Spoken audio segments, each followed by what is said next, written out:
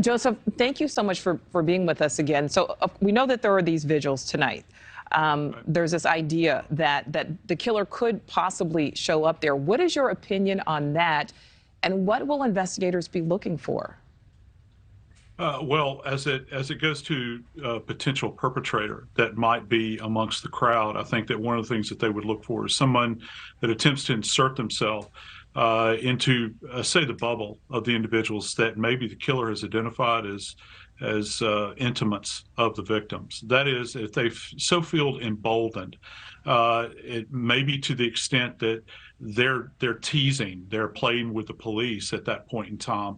They would try to get as close to these individuals as possible, just to kind of push the outer envelope. That is, if this individual fits a particular type of narcissistic profile, that's one of the things they're going to be looking for. And obviously, they're taking the standard precautions relative to security, looking for weapons, anything like that. People acting odd or inappropriately in this environment, I think is very, very important. And I can guarantee you there will be plainclothes officers in the crowd as well. It won't just be a uniform presence.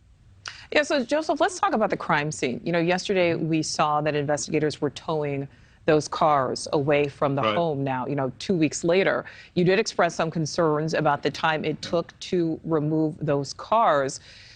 Could what's inside potentially help crack this case? Yeah, it could. Last night after we had chatted, Nichole, one of the things I was thinking about is any kind of biological remnant that is left behind, and also trace evidence. When you begin to think about fibers specific to individuals, could be hair, items that are transferred from one individual to another or into the environment. Each one of the cabs of those vehicles could be an evidence-rich environment. You have to begin, as an investigator, you kind of have to consider all possibilities. In this case, if the killer knew these poor victims and had inhabited their space in any way, they may have taken a chance to sit in the vehicle. They may have been transported in those vehicles. So every inch of those vehicles has to be gone over, doesn't it?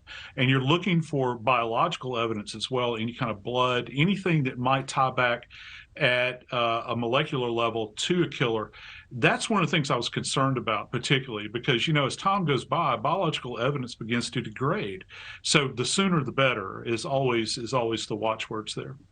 So Joseph, you're bringing up biological evidence, and yesterday you talked about the amount of biological evidence at the scene. Right. We also know, we've learned this was a known party house. That means presumably a lot of people have been in and out of that home. How does that complicate things?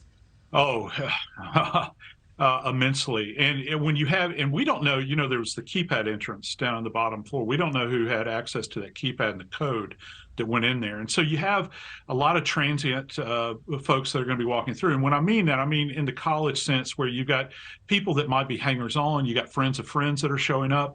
So you've got two types of DNA evidence that you would be looking for. First off, you think about those bits of evidence that are very DNA rich, things like blood and bodily fluids and those sorts of things. And then you begin to think about things that might involve touch DNA. And those are partial bits of DNA that are left behind, which the technology has increased to the point now where we can actually, in some circumstances, test those items at the scene if they're collected. And I'm talking about sloughing skin cells at this point in time. We lose many skin cells during the day, and what happens is you get a partial strand off of these dead skin cells. So all of that would be contained within this house. That's why they're trying to protect it, because the stuff is very fragile. If folks at home will kind of think about talcum powder relative to touch DNA, and you put a bit of talcum powder in your hand, you blow it, that's very fragile, isn't it? Multiply that times 1,000, and that gives you how delicate touch DNA is. It's very fragile, so you want to keep as few people out there or out of that location as possible, so everything can be examined and sampled along the way, so that you get as much sample from the scene as you possibly can. Yeah, we certainly hope that we are getting closer to some arrests here. Joseph Scott Morgan, thank you so much for your time. Thank you for watching. Go to newsnationnow.com to find NewsNation on your television provider. And don't forget to click the red subscribe button below to get more of NewsNation's fact-driven, unbiased coverage.